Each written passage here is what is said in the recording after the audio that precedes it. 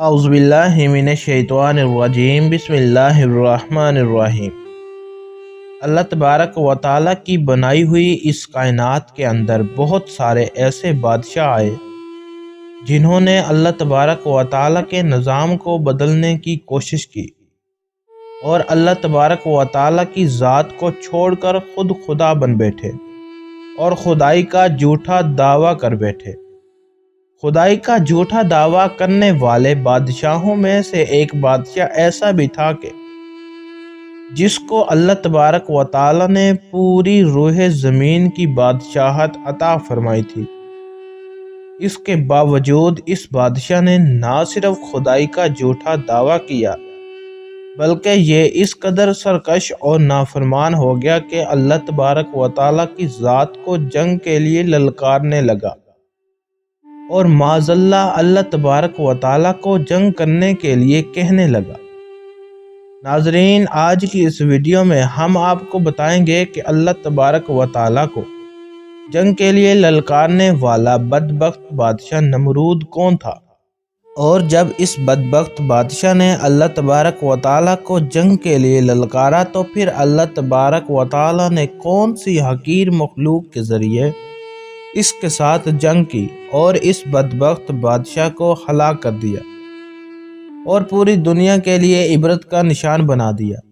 ناظرین، قرآن پاک کے اس عبرت ناک اور ایمان افروز واقعے کو سننے کے لیے آپ سے ہماری گزارش ہے کہ ہمارے اس ویڈیو کو اینڈ تک ضرور دیکھیے گا۔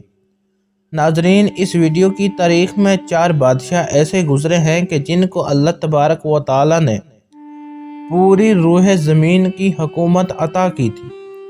ان میں سے 2 بادشاہ مسلمان تھے اور 2 کافر بادشاہوں میں سے تھے۔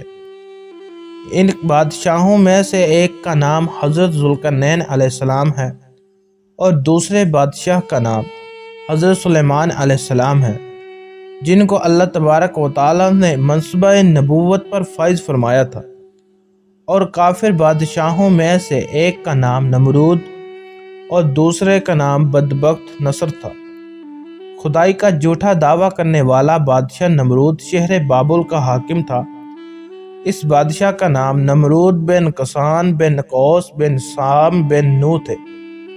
روایتوں میں آتا ہے کہ اللہ تبارک و تعالیٰ نے نمرود کو پوری روح زمین پر حکومت عطا کی تھی اور اس بادشاہ نے پوری روح زمین پر 400 سال تک حکومت کی۔ یہ ایک جابر اور ظالم بادشاہ تھا۔ اس کے دور کے اندر بت پرستی عام تھی۔ لوگ اللہ تبارک و تعالیٰ کی وحدانیت کو چھوڑ کر بتوں کو پوجا کرتے تھے اور نمرود کو اپنا خدا مانتے تھے اور اس کی عبادت کیا کرتے تھے۔ اس نمرودی دور کے اندر بت پرستی اس قدر عام تھی کہ تمام نمرودیوں نے اپنے خداؤں کے طور پر بہت سارے بت بنائے ہوئے تھے جن کی وہ لوگ پوجا کیا کرتے تھے۔ اس کے ساتھ نمرود خود کو بھی خدا کہلواتا اور لوگوں کو اپنی پوجا کرنے کا حکم دیتا۔ اس قوم کی ہدایت کے لیے اللہ تبارک و تعالیٰ نے اپنے پیغمبر حضرت ابراہیم علیہ السلام کو مبعوث فرمایا۔ کفر و شرک اور بت پرستی کے اس دور کے اندر حضرت ابراہیم علیہ السلام وہ واحد شخص تھے جو اللہ تبارک و تعالیٰ کی وحدانیت پر ایمان رکھتے تھے اور بتوں کی بجائے اللہ تبارک و تعالیٰ کی عبادت کیا کرتے تھے۔ حضرت ابراہیم علیہ السلام نے جب اس قوم کو اللہ تبارک و تعالیٰ کی ذات کو چھوڑ کر بتوں کی پوجا کرتے ہوئے دیکھا تو حضرت ابراہیم علیہ السلام نے اس قوم کو ہدایت کی طرف بلایا اور بتوں کی پوجا کرنے کے بجائے اللہ تبارک و تعالیٰ کی عبادت کرنے کا حکم دیا۔ حضرت ابراہیم علیہ السلام نے اپنی قوم سے فرمایا کہ اللہ تبارک و تعالیٰ کی ذات ایک ہے اور ہمیں اسی کی عبادت کرنی چاہیے، لیکن یہ نمرودی قوم اپنے کفر و شرک سے باز نہ آئی اور اسی طرح بتوں کی پوجا کرتی رہی۔ ایک دن حضرت ابراہیم علیہ السلام نے اس قوم کے چھوٹے خداؤں کو اس قوم کے سامنے جھوٹا ثابت کرنے کا ارادہ کیا اور حضرت ابراہیم علیہ السلام اس مقام پر تشریف لے گئے جہاں اس کے وہ تمام بت پڑے ہوئے تھے کہ جن کی یہ لوگ پوجا کیا کرتے تھے۔ حضرت ابراہیم علیہ السلام جب اس قوم کے بت خانے میں پہنچے تو وہاں ان کے تمام بت پڑے ہوئے تھے۔ حضرت ابراہیم علیہ السلام نے ان کے تمام بتوں کو توڑ دیا اور تمام بتوں کو توڑنے کا الزام ان کے بڑے بت پر لگا دیا۔ اس کے بعد جب تمام نمرودی اپنے بت خانے میں واپس آئے تو انہوں نے اپنے بتوں کو ٹوٹا ہوا دیکھا۔ نمرودی قوم اس بات کو اچھی طرح جانتی تھی کہ ہمارے اندر صرف حضرت ابراہیم علیہ السلام ہی وہ واحد شخص ہے جو بتوں کی مخالفت کرتا ہے، بتوں کے خلاف باتیں کرتا ہے اور بتوں کے بجائے اللہ تبارک و تعالیٰ کی عبادت کرنے کا حکم دیتا ہے۔ لہٰذا جب نمرودیوں نے اپنے خداؤں کو ٹوٹا ہوا دیکھا تو وہ سمجھ گئے کہ یہ کام حضرت ابراہیم علیہ السلام کا ہے۔ چنانچہ تمام نمرودیوں نے حضرت ابراہیم علیہ السلام سے بدلہ لینے کے لیے حضرت ابراہیم علیہ السلام کو قتل کرنے کا منصوبہ بنا لیا۔ چنانچہ تمام نمرودی نمرود کے دربار میں حاضر ہوئے اور نمرود کو سارا واقعہ سنایا اور نمرود سے حضرت ابراہیم علیہ السلام کو سزا دینے کا کہا۔ اس طرح نمرود نے جب یہ بات سنی تو وہ آگ بگولا ہو گیا اور اس نے اپنے مقام پر آگ جلانے کا حکم دیا۔ نمرود نے یہ حکم جاری کیا کہ ایک وسیع میدان کے اندر آگ جلائی جائے اور اس کے اندر حضرت ابراہیم علیہ السلام کو ڈال دیا جائے۔ چنانچہ نمرود کے حکم کے مطابق ایسا ہی کیا گیا۔ دور دراز سے بہت ساری لکڑیوں کو اکٹھا کیا گیا اور ایک وسیع میدان کے اندر جمع کیا گیا اور اس کے اندر آگ جلا دی گئی۔ حضرت ابراہیم علیہ السلام کو سزا دینے کے لیے جو آگ جلائی گئی تھی وہ اس قدر زیادہ تھی کہ اس کے شعلے آسمانوں کو چھو رہے تھے۔ ناظرین، جب نمرود کے حکم کے مطابق ایک وسیع میدان کے اندر آگ کو جلایا گیا تو اس کے بعد حضرت ابراہیم علیہ السلام کو اس آگ کے اندر ڈال دیا گیا۔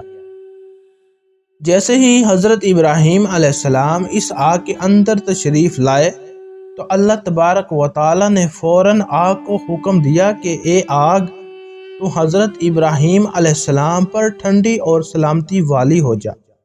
تو وہ آگ اللہ تبارک و تعالیٰ کے حکم کے مطابق حضرت ابراہیم علیہ السلام پر ٹھنڈی اور سلامتی والی ہو گئی۔ حضرت ابراہیم علیہ السلام ارشاد فرماتے ہیں کہ میں جتنے دن آگ میں رہا اتنے دن میں اللہ تبارک و تعالیٰ کے خاص فضل و رحمت میں رہا، اور جو سکون اللہ تبارک و تعالیٰ کی طرف سے مجھے آگ کے اندر عطا کیا وہ اس سے پہلے کبھی نہ تھا۔ ناظرین، کچھ دنوں کے بعد حضرت ابراہیم علیہ السلام اس آگ سے زندہ باہر تشریف لے آئے۔ یہ منظر دیکھ کر تمام نمرودی حیران رہ گئے، لیکن اس کے باوجود نمرود اور نمرودی قوم اللہ تبارک و تعالیٰ کی وحدانیت پر ایمان نہ لائے اور اسی طرح اپنی بت پرستی کے اندر مبتلا رہے۔ لیکن اس کے باوجود حضرت ابراہیم علیہ السلام اپنے عہدے سے پیچھے نہ ہٹے اور مسلسل اپنی قوم کو حق کی دعوت دیتے رہے۔ حضرت ابراہیم علیہ السلام نے نمرود کو بار بار سمجھایا اور اپنے کفر و شرک سے باز آنے اور اللہ تبارک و تعالیٰ کی وحدانیت پر ایمان لانے کو کہا۔ حضرت ابراہیم علیہ السلام کی یہ بات سن کر نمرود اللہ تبارک و تعالیٰ کی وحدانیت کا انکار کرنے لگا اور حضرت ابراہیم علیہ السلام سے مناظرہ کرنے لگا، اور حضرت ابراہیم علیہ السلام کے سامنے نمرود نے خدائی کا دعویٰ کر دیا۔ نمرود نے حضرت ابراہیم علیہ السلام سے مناظرہ کرتے ہوئے یہ سوال کیا کہ تیرا رب کون ہے؟ تو حضرت ابراہیم علیہ السلام نے ارشاد فرمایا کہ میرا رب وہ ہے جو زندگی اور موت دیتا ہے۔ یہ بات سن کر نمرود مسکرانے لگا اور حضرت ابراہیم علیہ السلام سے کہنے لگا کہ یہ تو میں بھی کر سکتا ہوں۔ چنانچہ نمرود نے تکبر کے ساتھ 2 قیدیوں کو بلایا جن کو سزائے موت ہو چکی تھی۔ اس میں سے ایک کو نمرود نے قتل کر دیا اور دوسرے کو آزاد کر دیا، اور اس طرح نمرود تکبر کے ساتھ حضرت ابراہیم علیہ السلام سے کہنے لگا کہ دیکھو، میں نے ایک کو زندگی دے دی اور ایک کو موت دے دی، اس طرح نمرود حضرت ابراہیم علیہ السلام کے سامنے اپنے آپ کو خدا کہنے لگا اور اپنی خدائی کے باطل و دلیل پیش کرنے لگا۔ اس کے بعد نمرود پھر حضرت ابراہیم علیہ السلام سے پوچھنے لگا کہ حقیقی خدا تو میں ہوں، بتا تیرا خدا کون ہے؟ اس کے بعد حضرت ابراہیم علیہ السلام نے نمرود کو اس کی عقل کے مطابق جواب دیا کہ میرا رب وہ ہے جو سورج کو مشرق سے طلوع کرتا ہے اور مغرب میں غروب کرتا ہے۔ اگر تو سچا خدا ہے تو سورج کو مغرب سے طلوع کر کے دکھا۔ چنانچہ نمرود نے حضرت ابراہیم علیہ السلام کی یہ بات سنی تو اس کا رنگ اڑ گیا اور وہ لاجواب ہو گیا، اور اس طرح نمرود لاجواب ہو کر اپنی پوری قوم کے اندر ذلیل و رسوا ہو گیا۔ ناظرین، اس کے بعد بھی کئی مرتبہ حضرت ابراہیم علیہ السلام نے نمرود کو اللہ تبارک و تعالیٰ کی وحدانیت کی طرف بلایا، لیکن نمرود اپنی سرکشی سے باز نہ آیا اور اسی طرح کفر و شرک کے اندر مبتلا رہا۔ چنانچہ حضرت ابراہیم علیہ السلام کے بار بار دعوت حق دینے سے نمرود تنگ آ گیا، اور بالآخر تنگ آ کر نمرود حضرت ابراہیم علیہ السلام سے کہنے لگا کہ اگر تیرا خدا سچا ہے تو اس کو بلا کے اپنی فوج بھیج اور میرے ساتھ جنگ کر۔ چنانچہ جیسے ہی نمرود نے حضرت ابراہیم علیہ السلام کے سامنے یہ بکواس کی تو فوراً حضرت جبرائیل علیہ السلام حضرت ابراہیم علیہ السلام کے بارگاہ میں حاضر ہوئے اور حضرت ابراہیم علیہ السلام سے کہنے لگے کہ اللہ تبارک و تعالیٰ کا لشکر جنگ کے لیے تیار ہے۔ حضرت جبرائیل علیہ السلام کی یہ بات سن کر حضرت ابراہیم علیہ السلام نمرود سے یہ کہنے لگے کہ اللہ تبارک و تعالیٰ کا لشکر جنگ کے لیے تیار ہے۔ چنانچہ حضرت ابراہیم علیہ السلام کی یہ بات سن کر نمرود حضرت ابراہیم علیہ السلام سے کہنے لگا کہ مجھے 3 دن کی مہلت دی جائے تاکہ میں اپنی جنگ کی تیاری کر سکوں۔ چنانچہ نمرود کو 3 دن کی مہلت دی گئی۔ ناظرین، چونکہ نمرود کی حکومت پوری دنیا پر تھی، ان 3 دنوں کے دوران نمرود نے پوری دنیا کے بڑے بڑے جنگجو کو اکٹھا کیا اور بہت سارے ہتھیاروں کو جنگ کے لیے تیار کیا۔ اس طرح جب نمرود نے 3 دن کے اندر اندر اپنی تمام تیاریاں مکمل کر لی، اس کے بعد نمرود حضرت ابراہیم علیہ السلام کو تکبر کے ساتھ للکار کر کہنے لگا کہ ہماری فوج جنگ کے لیے تیار ہے، اپنے رب سے کہو کہ اپنی فوج کو بھیجے اور ہمارے ساتھ جنگ کرے۔ نمرود کی یہ بات سن کر حضرت ابراہیم علیہ السلام نے اللہ تبارک و تعالیٰ کی بارگاہ میں دعا کی تو اللہ تبارک و تعالیٰ نے مچھروں کی ایک فوج کو بھیجا۔ ان مچھروں کی تعداد اس قدر زیادہ تھی کہ وہ مچھر پورے آسمان پر پھیل گئے۔ اللہ تبارک و تعالیٰ نے ان مچھروں کو نمرودی فوج پر مسلط کر دیا۔ یہ مچھر اللہ تبارک و تعالیٰ کے حکم سے دیکھتے ہی دیکھتے نمرودی فوج کا گوشت کھا گئے اور اس کا خون پی گئے۔ اس وقت تمام نمرودی فوج کی ہڈیاں ہی ہڈیاں باقی رہ گئی۔ چنانچہ اس دردناک منظر کو دیکھ کر نمرود اپنے محل کی طرف دوڑا اور اپنی بیوی کے کمرے کے اندر چھپ گیا۔ اسی دوران اللہ تبارک و تعالیٰ کے حکم سے ایک لنگڑا مچھر نمرود کے گھر میں داخل ہوا۔ نمرود نے جب اس مچھر کو دیکھا تو اپنی بیوی سے کہنے لگا کہ یہ ہے وہ مخلوق جس نے ہماری فوج کو ہلاک کر دیا ہے۔ چنانچہ اسی گفتگو کے دوران وہ لنگڑا مچھر اللہ تبارک و تعالیٰ کے حکم سے نمرود کی ناک میں داخل ہو گیا اور وہ لنگڑا مچھر نمرود کے دماغ کو چاٹنے لگا۔ جب وہ مچھر نمرود کے دماغ کو چاٹتا تو اس سے نمرود کو اس قدر تکلیف ہوتی کہ نمرود اپنے سر کو دیوار پر مارنے لگتا۔ اسی طرح اللہ تبارک و تعالیٰ کے حکم سے وہ لنگڑا مچھر نمرود کے دماغ میں کئی دنوں تک رہا۔ اس وقت نمرود نے اپنے محل کے اندر یہ حکم جاری کر دیا کہ جو بھی میرے محل کے اندر داخل ہو وہ پہلے نمرود کے سر پر جوتے مارے۔ اسی طرح جوتے مارنے کے بعد نمرود کو کچھ دیر کے لیے آرام محسوس ہوتا لیکن کچھ دیر بعد پھر درد محسوس ہوتا۔ اسی طرح اللہ تبارک و تعالیٰ نے نمرود کو ایک حقیر اور لنگڑے مچھر کے ذریعے سزا دی۔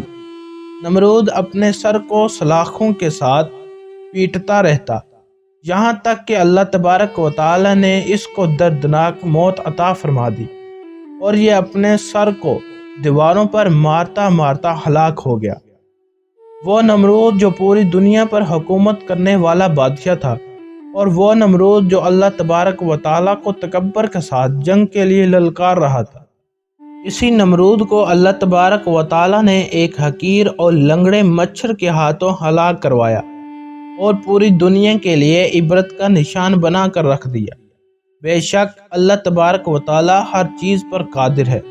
اللہ پاک ہمیں بہتر عمل کرنے کی توفیق عطا فرمائے اور ہمارا خاتمہ ایمان پر فرمائے۔ آمین یا رب العالمین۔